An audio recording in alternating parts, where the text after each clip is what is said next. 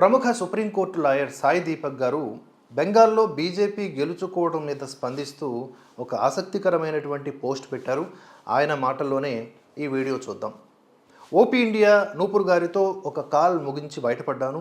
బెంగాల్ ఫలితాలు ఆమెకు నాకు ఇద్దరికి చాలా సంతోషం. కానీ 2021లో పశ్చిమ బెంగాల్లో ఎన్నికల తర్వాత జరిగిన భయంకరమైన హింస గురించి మాట్లాడుకున్నాం. 5 సంవత్సరాల క్రితం ఏమైందో ప్రజలు తెలుసుకోవాలి అని ఇది పంచుకుంటున్నాను అని సాయి దీపక్ గారు అలా వ్రాసుకొచ్చారన్నమాట. 2021 వెస్ట్ బెంగాల్ ఎన్నికల ఫలితాలు వచ్చాక బీజేపీ కార్యకర్తలు వారిని సమర్థించినటువంటి హిందువులపైన నిర్వహించిన సామూహిక హత్యాకాండాల గురించి వార్తలు వస్తున్నాయి. ఇది బెంగాల్లో ఒక ప్రాంతానికి మాత్రమే పరిమితం కాదు. భయానక వీడియోలు సోషల్ మీడియాలో నాకు డైరెక్ట్ మెసేజ్ల రూపంలో కూడా కనిపిస్తూ ఉన్నాయి. దారుణమైన విషయం ఏమిటంటే హిందువులపై, ముఖ్యంగా బీజేపీని సపోర్టు చేసే వారిపై లక్ష్యంగా చేసుకుని నిర్వహించినటువంటి లైంగిక దాడుల మొదలుకొని అన్ని రకాల దాడుల వరకు కూడా ఈవెన్ అందులో సిపిఎం కార్యకర్తలు అండ్ వారి కుటుంబాలు కూడా తప్పించుకోలేదు. గెలుపుకి ముందే కొన్ని జిల్లాల్లో హోటల్ రూములు బుక్ చేసి సామూహిక అత్యాచారాలకు ఏర్పాట్లు చేశారు.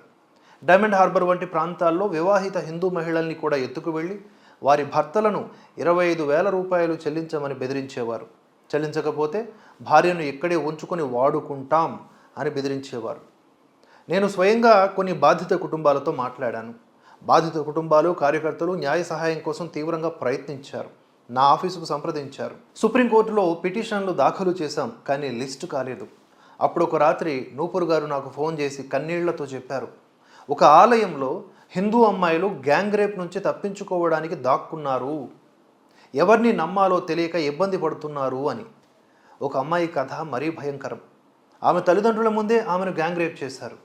అయినా ధైర్యం చేసి నేషనల్ కమిషన్ ఫర్ ఉమెన్కు ఫిర్యాదు చేసింది. టీఎంసీ క్యాడర్కు ఇది తెలిసిన తరువాత ఫిర్యాదు వెనక్కి తీసుకోవాలని మళ్ళీ ఆమెను కుటుంబం ముందే గ్యాంగ్ రేప్ చేశారు. కానీ ఆ ధైర్యవంతురాలు తన ఫిర్యాదును వెనక్కి తీసుకోలేదు. ఇది ఒక్కసారి కాదు. నూపూర్ గారు వారికి సహాయం చేయాలని నన్ను చాలాసార్లు అడిగారు.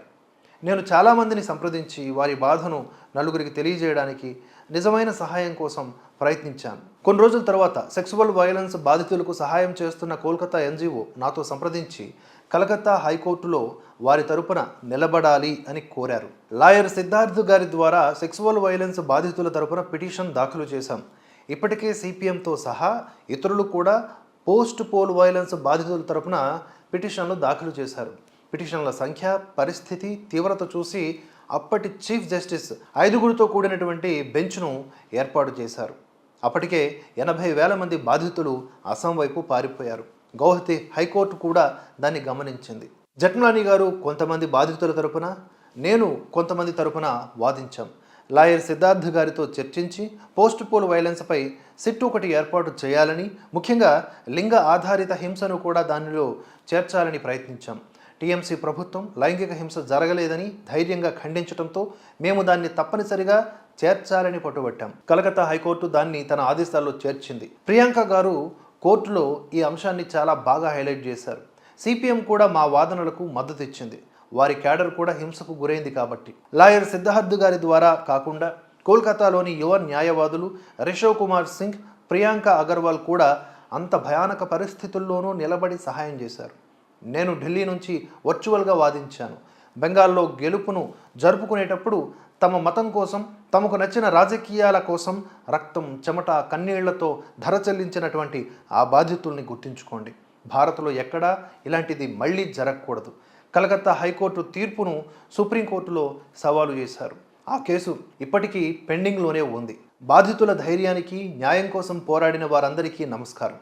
2021 అసెంబ్లీ ఎన్నికల అనంతరం హింసకు సంబంధించిన కలకత్తా హైకోర్టు తీర్పునకు Sushmita Saha Datta versus union of ఇండియాకు సంబంధించినటువంటి ముఖ్యమైనటువంటి అంశాలు ఇప్పుడు చెప్తున్నాను చూడండి. 2021 పశ్చిమ బెంగాల్ అసెంబ్లీ ఎన్నికల ఫలితాల తరువాత జరిగిన హింసపై అనేక రిట్ పిటిషన్లు దాఖలయ్యాయి. అధికార పార్టీ మద్దతుదారులు ఇతర పార్టీల మద్దతుదారులపై దాడులు చేశారని, హత్యలు, అత్యాచారాలు, ఆస్తుల విధ్వంసం జరిగిందని ఆరోపణలు వచ్చాయి. హైకోర్టు ఆదేశాల మేరకు ఎన్హెచ్ఆర్సీ ఒక కమిటీని ఏర్పాటు చేసి క్షేత్రస్థాయిలో విచారణ జరిపింది. ఈ కమిటీ తన నివేదికలో రాష్ట్రంలో చట్టబద్ధమైన పాలన లేదని, హింస వ్యవస్థీకృతమైందని పేర్కొంది. కోర్టు ఈ కేసును 2 భాగాలుగా విభజించింది. హత్యలు, అత్యాచారాలు ఇవి చాలా తీవ్రమైన నేరాలు కాబట్టి వీటిపైన నిష్పాక్షిక విచారణ అవసరమని భావించి కేసును సిబిఐకి అప్పగించింది. ఇతర నేరాలు, తక్కువ తీవ్రత కలిగినటువంటి ఇతర హింసాత్మక ఘటనల విచారణ కోసం ప్రత్యేక విచారణ బృందాన్ని సిట్ ఏర్పాటు చేసింది. ఈ బృందంలో రాష్ట్ర కేడర్కు చెందినటువంటి సీనియర్ ఐపీఎస్ అధికారులు ఉంటారు. కానీ వీరిని కోర్టు పర్యవేక్షిస్తుంది. పోలీసులు ఫిర్యాదులను సరిగ్గా స్వీకరించలేదని, బాధితులకు రక్షణ కల్పించడంలో రాష్ట్ర ప్రభుత్వం విఫలమైందని కోర్టు అసహనం వ్యక్తం చేసింది. బాధితులకు పరిహారం చెల్లించాలని, వారి పునరావాసానికి చర్యలు తీసుకోవాలని ఆదేశించింది. ప్రజాస్వామ్యంలో ఎన్నికల తరువాత హింసకు చోటు లేదని, రాజ్యాంగం కల్పించినటువంటి ప్రాథమిక హక్కులను కాపాడటం కోర్టు బాధ్యత అని న్యాయవాదులు స్పష్టం చేశారు. ఈ విధముగా మమత ఓటమికి గల కారణాలు ఎన్నెన్నో, అన్నీ కూడా చీకటి కోణాలే, అన్నీ కూడా దురాగతాలే. దీనికి సంబంధించి సాయి దీపక్ గారు షేర్ చేసుకున్నటువంటి పోస్టు సారాంశం ఇది.